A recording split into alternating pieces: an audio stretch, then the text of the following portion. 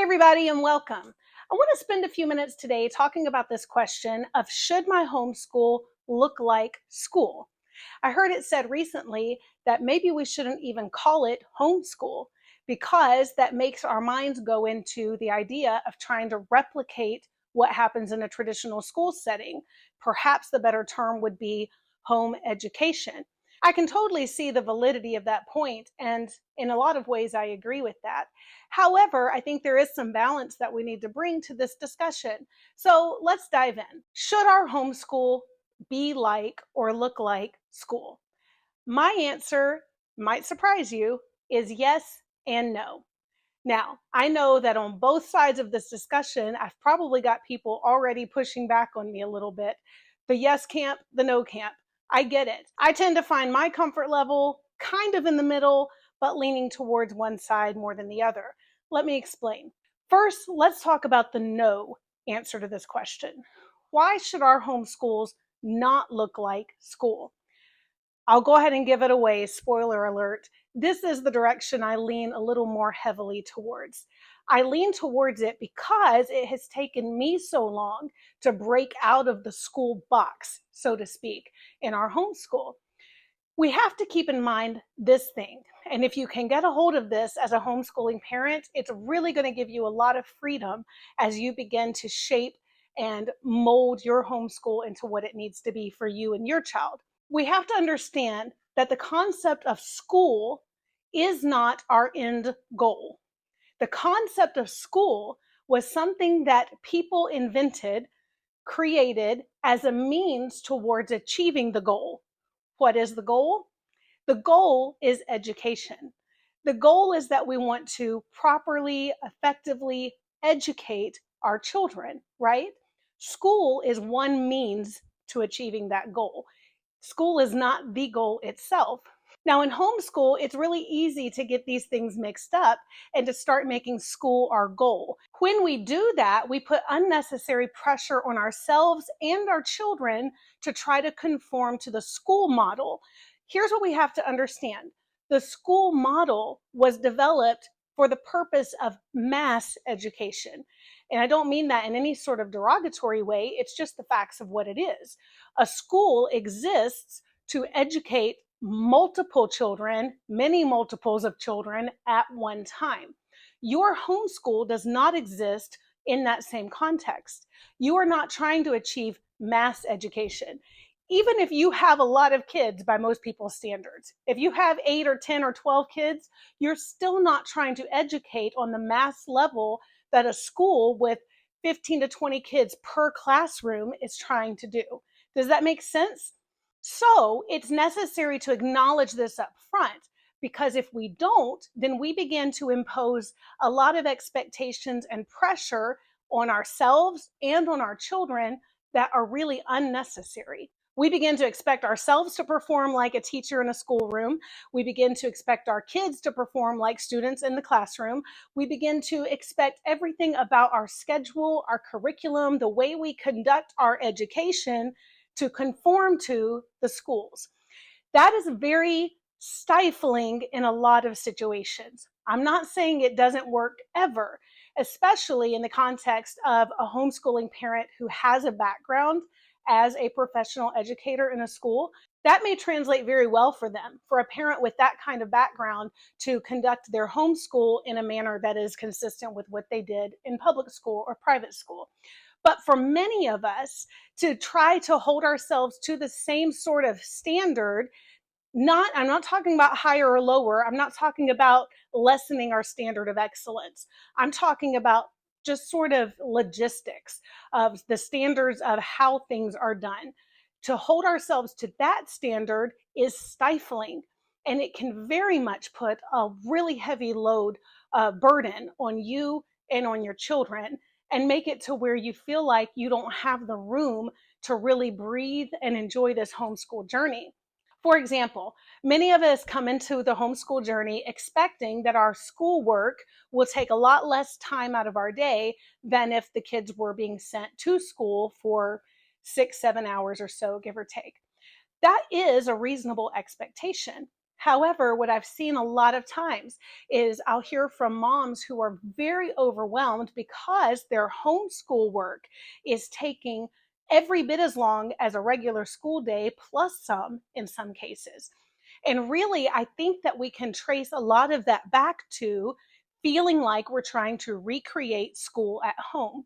And when we're trying to do it a certain way and feeling like we have to do every page and every problem on the assignment and get this right and go back and fix this, and we get ourselves and our kids in this little box, and it begins to build tension.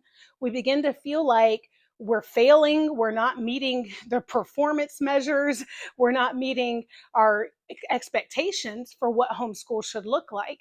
And we forget that we have a lot of flexibility.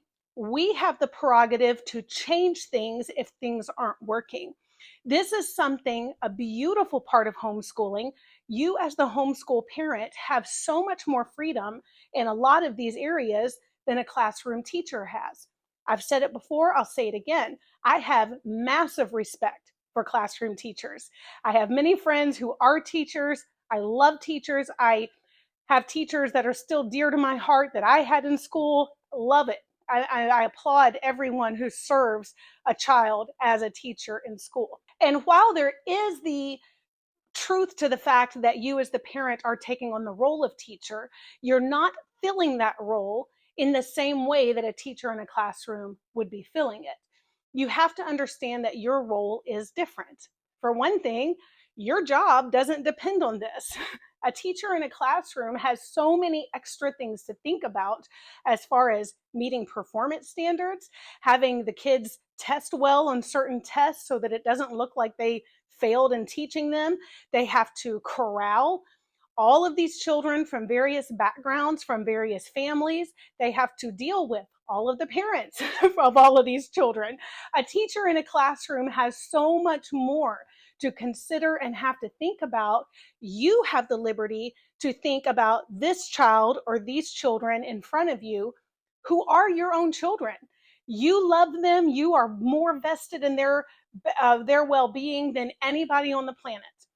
You are right there in front of them. You don't have to worry about losing your job if they don't test well. You don't have to worry about parents calling you up and fussing at you if you didn't keep order in the class. You are just right there, your focus with them. It is an entirely different context than what a teacher in a classroom has to deal with. You say, okay, I get that, but how does that relate to my homeschool looking like a school? Well, I just want to kind of lay these things out there as food for thought, because if you can completely wrap your head around this notion that you are not trying to copycat the teacher, then you will begin to free yourself and your creativity to start exploring new ways of doing things when one way doesn't work. You know, one thing I'm certain any teacher would tell you, kids have different ways of learning. And there are some times that I'm sure that these teachers would love to take some time aside and be able to work one-on-one with a child who needs that kind of attention. They just have their hands tied because they're teaching a class of many. With you, you can adapt to whatever each child needs there in your home. I personally have experienced this. I have 4 children, and we learned early on that they don't all learn the same or in the same environments the best way. In other words, one will learn very well listening from a video of a teacher teaching them the content. Another one would much rather you sit down on the couch next to him and just explain it to him one-on-one. Now, sitting down on the couch and explaining it to him doesn't look a lot like a classroom, does it?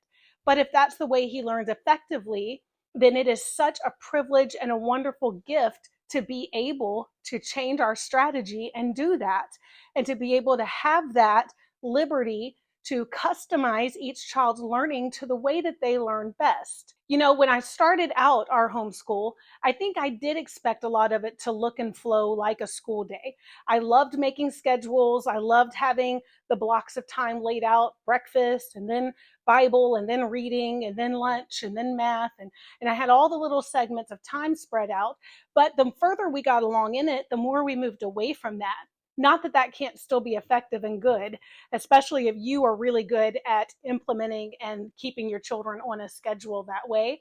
That can be excellent for you. But for our school, for our personalities, for my preferences, we found that having a more fluid approach to our schedule works better for us. It was also very much in the front of my mind to keep the kids on pace to have their quizzes and checkups and tests for each subject as we went along. And I would have scoffed at the idea of scaling back the work because to me, it should all be done. If we have the textbook, if we have the work text or the workbook, if we have quizzes and tests, we should do it all. And we should prove that we can do it and we should prove that we're able to do it well.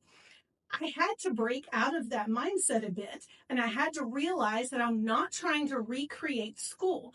If I can teach them the concepts, if videos can teach them the concepts and they are learning, I have to remember that my goal is not to have school at home. My goal is to have education, to be accomplishing education.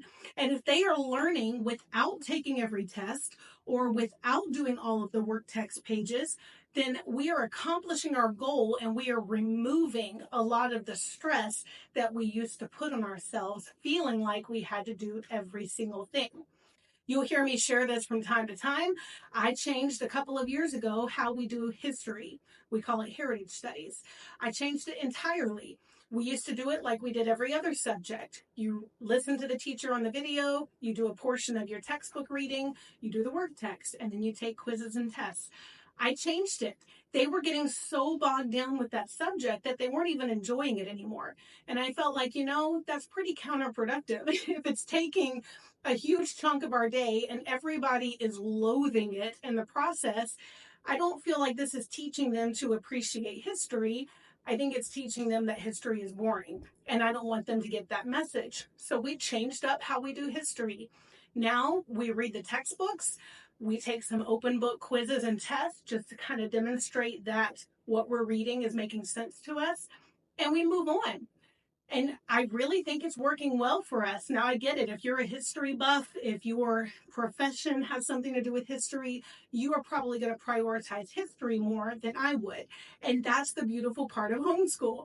You can do that and you can give your children the education that is tailored to your own priorities. So that's just one example of how we've been able to adapt things. Now, I've spent a long time talking about why homeschool should not look like school. Let's visit the other side because I'm sure I surprised some of you when I said yes and no. Here's why. Because for many of us as parents, we were educated in a traditional school environment. I don't know if you're like me, but I experienced all three growing up, primarily split between public school and private school with 1 year of homeschool thrown in there in the mix. So I was much more familiar with a school setting. Therefore, coming into homeschool, it was much easier for me to adapt what I already knew and start implementing it that way and then morph and change over time. I think it would have been harder. Now, granted, when I started homeschooling 12 years ago with our daughter, I had never heard of unschooling and deschooling and some of these concepts that have become a lot more popular over the last few years. But I think it would have been a lot harder for me to wrap my head around how to educate my children in a non-traditional way just because I wasn't as familiar with it. So if you're trying to get started, I don't see any problem with you starting with the framework of what you knew in traditional school. That's why we bought curriculum. We bought a full kit that was already everything that we needed for all the subjects we needed for kindergarten and then first grade and second and so on. And it was much easier for me to start with that. And then as time went on, we found those places where we could ebb and flow and morph and change and kind of adapt it to the rhythm and the fit that works for us, for our family. So that's why I say, in some ways, homeschool should look like school if that's what you're familiar with. What I don't support is the idea that we're going to keep our kids home and not facilitate learning. And I don't think that's the heart of the unschooling movement, so to speak.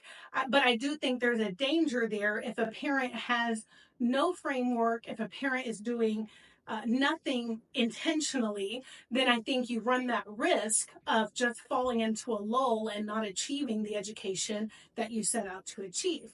But if you at least have this familiarity with how to use textbooks and how to use quizzes and workbooks to verify learning and things like that, then you can at least start there and then see what's working and see what needs to change as you go. I hope this has made sense, and I hope it's just giving you some good food for thought. I don't expect you to agree with everything I've said. A lot of this is just my philosophy towards homeschooling that in and of itself has changed over time. So I would love to hear your thoughts in the comments below. If this has been thought provoking for you, if it's been helpful, please do me a favor and and please subscribe to the channel so we can stay in touch on these homeschooling topics that we talk about. As always, feel free to visit my site, wiserhomeschool.com, for resources to help you along your homeschool journey, because as we all know, in the end, our kids deserve better.